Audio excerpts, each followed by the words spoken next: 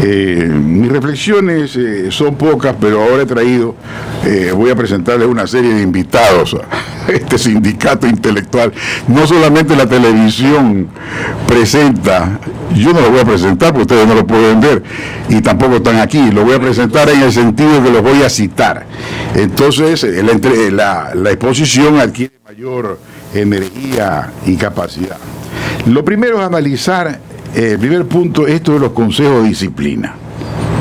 Estos de los consejos de disciplina militar que están absolviendo y hacen bien en absolver o en no condenar, que es lo que pide el gobierno, a los militares que le han contestado una carta privada que le dirigió, una carta íntima, porque él tiene esta tendencia a intimar con los policías y desafiarlos a que lo maten.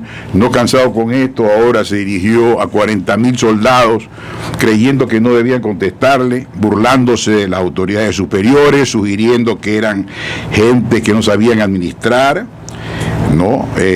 Presentándolos como gente deshonesta que no quería devolver los 43 millones. Todo esto hizo en su carta el presidente. De modo que la pregunta es para resolver quién tiene la razón, porque los consejos de disciplina de la Armada, es decir, de la Marina, pues los han absuelto a estos 4 casos que tienen hasta este momento y los van a seguir absolviendo, porque es lo que tienen que seguir haciendo. Pero doctor, ¿puedo Pero déjame terminar el argumento. Sobre el tema sí, del Consejo de Disciplina. Es que el Consejo de Disciplina, al menos en el caso del capitán Ortega, ni lo sanciona ni lo absuelve. Lo que hace es interpretar la Constitución y las leyes en el sentido de que el presidente no es la máxima autoridad militar. Sí, a eso voy. Y ellos no tienen facultad para interpretar, pues, sino solo para sancionar o absolver. Es que ellos no están interpretando. Es que este es el punto, porque si uno lee la Constitución, lo que dice, y lo cité la semana pasada, y leí, y lo tengo aquí en el celular por si acaso alguien dude, que la máxima es de que, no lo dice, dice que el presidente de la República es el jefe de gobierno y el jefe de Estado. La Constitución eso es lo que dice la máxima. No lo dice sino en un artículo distinto cuando dice la autoridad civil, pero cuando dice cuáles son sus funciones, dice funciones, jefe de gobierno y jefe de Estado. Eso es lo que dice. Ahora, que nadie le discute que es la máxima autoridad civil, pero entonces... No establece como máxima autoridad civil, solo máxima autoridad. Y para ejercer la máxima autoridad no se necesita un grado jerárquico. Perdóneme, no se necesita grado jerárquico para ser la máxima autoridad. Por supuesto, porque es la autoridad civil. Eso es lo que hay que entender, por eso hay que tener ciertos principios como estudiante de leyes, que es lo que nos conduce a esa conclusión. Es decir, él es el jefe de gobierno y el jefe del Estado, y la máxima autoridad civil. Por supuesto. Civil y militar. No. Civil y militar, porque vivimos en un estado de derecho y en donde los militares están subordinados al poder civil. Pues. Se lo voy a demostrar. Entonces, en forma de pregunta, que es una forma hábil e idónea de llamar primero a la reflexión, claro, y que la conclusión se dé de suyo, como dicen los especialistas. Es decir, que nazca de la propia pregunta la respuesta, que es lo precioso en el derecho. Claro. La pregunta aquí es una sola. Y pregunto, ¿qué norma, es decir, qué artículo de qué ley, qué norma, faculta al presidente de la República, que es jefe de gobierno y jefe de Estado y la primera autoridad civil, qué norma faculta con cualquier título al presidente? No estoy discutiendo el título, eso es una cosa secundaria. ¿Qué norma lo faculta al presidente con cualquier título a escribir cartas íntimas a decenas de miles de soldados desprestigiando a sus superiores? Punto. Esa es la pregunta y no hay esa norma. Entonces, viene otra norma, sí escrita, de la Constitución, que dice que las Fuerzas Armadas, esto es de la fundación de la República, son garantes de los derechos y garantías de los ciudadanos. Esto significa, ¿qué significa? Que las Fuerzas Armadas, ocasional y excepcionalmente, pueden decirle al presidente, que es la autoridad máxima, cualquier título que tenga, señor, usted no tiene la razón y nosotros estamos garantizando determinado artículo de esta ley y nosotros no estamos de acuerdo con eso. Ese es el derecho que se consagra desde la fundación de la República. Se acabó el problema y pasemos a otro punto, no hay nada más que hablar. Doctor, sí. Artículo 147. Y 100 más no contradice lo que acabo de decir. Muéstrame la norma que diga que no escucho nada porque el presidente de la República no tiene derecho a dirigir cartas íntimas a los soldados y tratarlos de mi querido amigo para luego sancionarlos y burlarse de los jueces, de los superiores militares. Eso no existe ni ha existido nunca. Artículo 147, numeral 17. Atribuciones y derechos y deberes del presidente de la República. Artículo 17. Ejercer la máxima autoridad de las Fuerzas Armadas y de la Policía Nacional y designar a los integrantes del alto mando militar. Yo aplaudo esa norma. Pero y le digo qué es lo que dice que no decía. Sí lo dice. Es que no lo he dicho eso. Yo lo que he dicho es que con esa norma que usted acaba de leer, la puede repetir 1000 veces y yo le diré exactamente lo mismo. En donde dice que si el presidente de la República, asomado al balcón del Palacio de Carondelet, al pie está la plaza, hay 50.000 hombres y le dice al jefe del comando conjunto, dispare contra la multitud. ¿En qué parte dice que puede disparar porque es la norma suprema, el jefe supremo? Nunca. Entonces el jefe de la Fuerza Armada que está ahí le dice, yo soy garante, señor, de los derechos y garantías. Y vuelve usted a hablar y lo voto por la ventana. Este es el punto. Este es el por la ventana jurídicamente, es decir, no lo obedezco. Este es el punto central, no las palabras. Con ejemplos se demuestra esto. Entonces la carta del presidente, cuando a espaldas de los sargentos, para no entrar arriba en las jerarquías, le dice, oye, están administrando mal tu seguro. Oye, es que quiero corregir el pasado. Oye, es que no me quieren devolver los 43 millones. ¿Qué es lo que está diciendo sino impugnando la honestidad de los jefes, de los sargentos, de los coroneles, etcétera? Eso es lo que hizo, sino que él no lo quiere reconocer. Entonces es él el que inicia un nuevo periodo de violencia, que ya lo inició cuando fue a buscar a los policías y a gritarles. Ahora les manda en secreto para ver si el grito no funcionó. Ahora va a funcionar en secreto, en la carta íntima.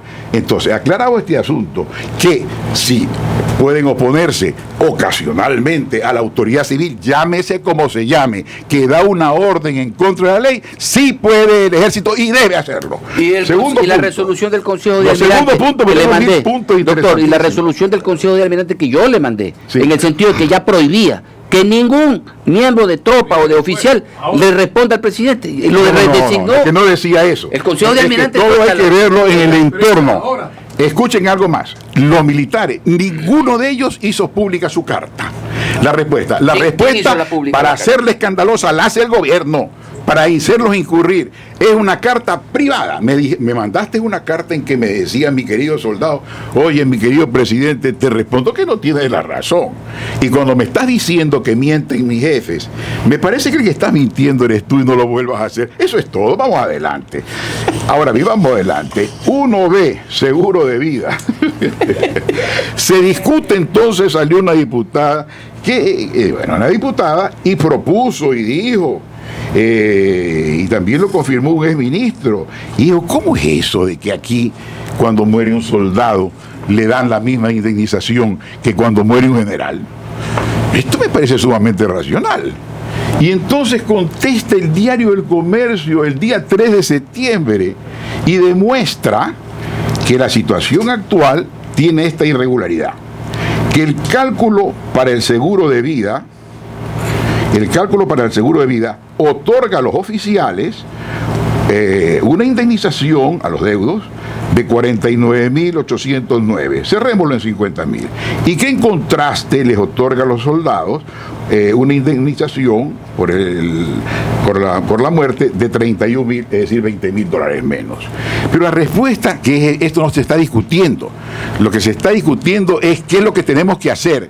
Y el comercio revela que ya está hecho y que esto que esta señora presentó está resuelto desde el año 2005 con otro ministro del propio gobierno, donde dice, de hecho, en la página 28 de la propuesta planteada en el año 2015, se plantea que familiares de oficiales y tropas reciban el promedio, todos ellos, de 30 sueldos militares generales. Entonces, resuelto este punto, respecto del cual también se escandaliza. Es decir, esto es lo que se escandaliza. Ahora, hay otro escándalo respecto a este punto que ya lo examinamos la semana pasada. Es decir, esto de que alguien dijo, es que cómo es posible que las pensiones militares, por ejemplo, el comandante González, que fue el último jefe del Estado Mayor, su pensión jubilar de 5.000, que es lo que gana un diputado. Es que no puede ganar menos. Pero si este era un país que podía pagar eso y mucho más, y que inclusive los soldados podían ganar $5.000 de pensión, lo que sucede es que lo robaron pues al país, y lo que queremos es descubrir dónde están los ladrones, dónde están los 100.000 millones que están faltando en las cuentas públicas. Así que no vamos a seguir discutiendo esta tontería, porque esto pudo haber sido resuelto de otro modo, pero que el fenómeno existe, pero hay formas de resolverlo. Y entonces, y hay conclusiones. Respecto a este punto es otra pregunta. A esta gente, estos civiles, que por supuesto son profesores, y por supuesto que tienen la razón, en un estado pobre, que es el estado agrícola, no el petrolero. Por ejemplo, mi papá, decano 2 veces de la facultad, de la única facultad de jurisprudencia que hubo en la costa, candidato a rector de la Universidad de Guayaquil, cuando él deja de ser profesor, después de 25, 30 años, la pensión fue 250 sucres. Esas eran las pensiones que les pagaban a los educadores.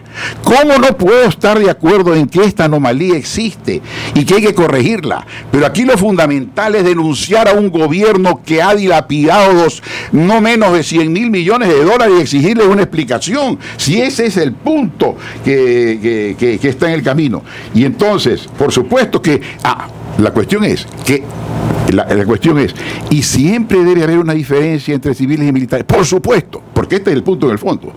No tenemos los civiles derecho a tener la misma pensión que los militares. ¿Por qué? Por esto, por lo que tú sabes y lo sabemos todos, porque son los soldados y policías los únicos que pueden morirse hoy día mismo.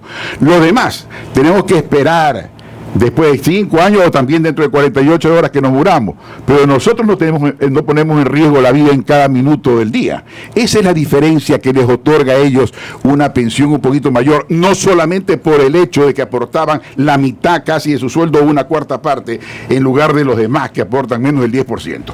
Dicho lo cual, voy a otro punto, porque hay cosas apasionantes. Gracias, y enseguida vuelvo.